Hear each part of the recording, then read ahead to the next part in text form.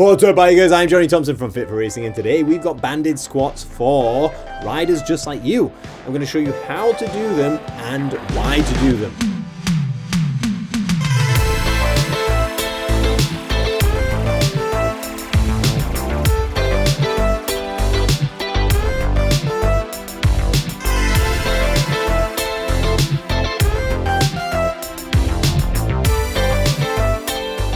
For decades, we've seen heavy back squats in strength and conditioning programs for athletes, simply because they're so good at building strength through the legs, hips, lower back, all of the core, and basically they are a foundational movement that'll create a really holistic strength. But sometimes we want to add some speed and power to that and unload a little bit, move weight quicker.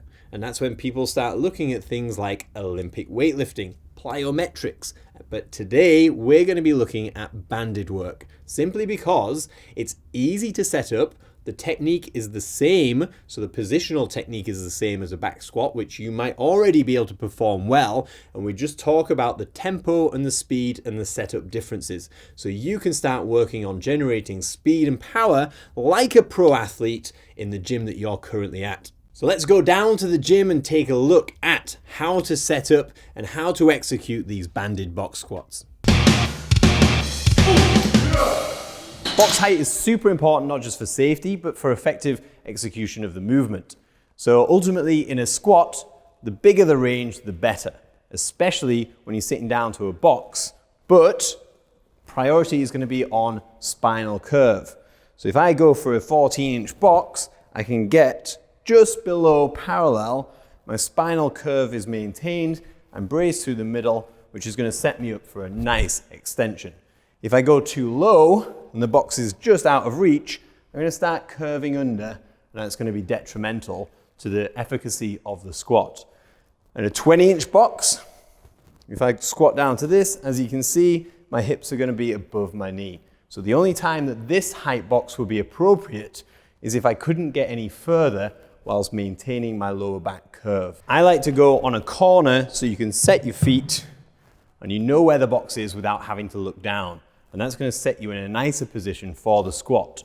So before we put any bands on at all, it's important that you feel comfortable going down with the bar on your back onto that box. So during your warm-up sets, make sure that you do multiple reps sitting down onto the box and standing at speed. The band tension that you need is going to be entirely down to you. What we're looking for is probably a total of 40% of your 1 rep max back squat with a combination of weight and bands. At this stage, when we're looking for lots of speed, it's probably better to do more band weight than actual weight on the bar. That way you're pushing against the band tension, progressively getting heavier at the top. If you have a heavy weight and very few bands, then the tension is going to be similar all the way, and it's going to be more of a grind when we're looking for an explosive movement out the bottom. It's important that during your warm-up sets, you use some light bands to make sure that you can handle the feeling of a banded squat, especially if you've never done it before.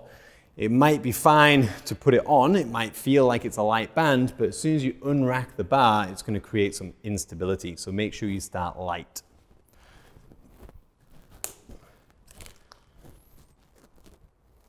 So make sure when you're setting up the bands, that the bands attached to the bottom are going to be central to where you're going to have your feet.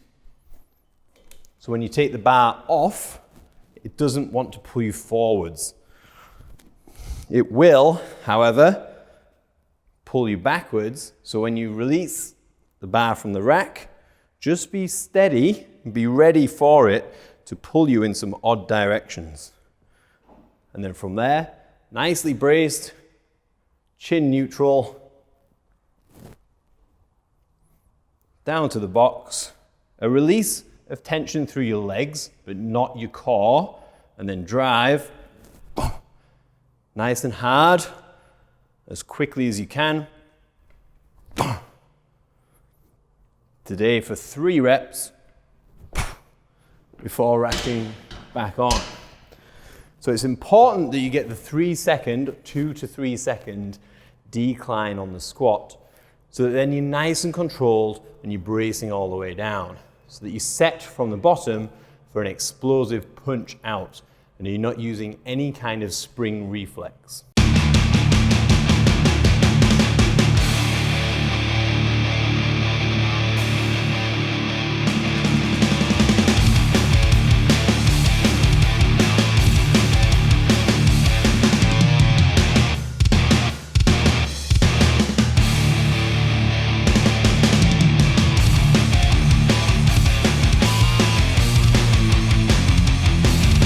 Find that the bands were nowhere near 40% of your 1 rep max, then add some weight.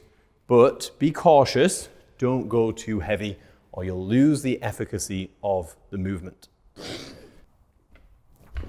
Once you've done your warm-up sets and you're confident in the movement, you can put some real power down and push much faster than you would on just a weighted bar without the bands.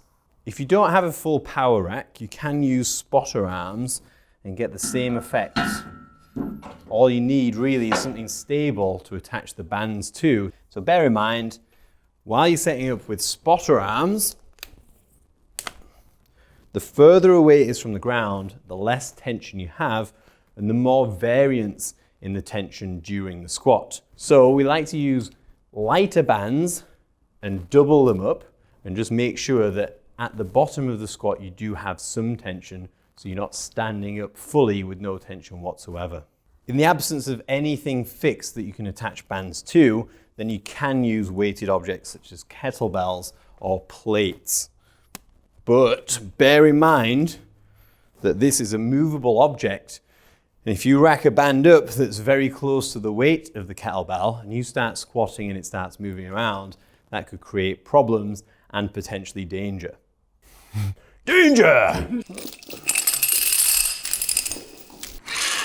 If you have no access to bands, but you work out in a proper badass gym, there's a fair chance that you have access to chains.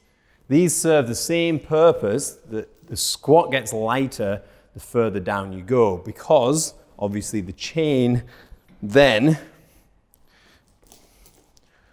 unloads as you sit and you pick more of the chain up as you stand. The thing about chains is, yes, they're badass, they make you feel good, they probably raise your testosterone simply because you're lifting chains, but they are not as consistent as bands. And because they're not fixed to a point on the ground, there's a fair chance they'll start moving around and you're going to be thinking about stability more than pushing at speed through your legs. And that's it for today. Hopefully you've learned enough about the banded box squat to implement it into your current training and generate some speed and power to ultimately become a more winner rider. If you want to stop the guesswork, let us do your programming for you. Visit fitforracing.com and we'll send you programs specifically for your sport. And remember, it's your time, make it count. See you next time. Peace.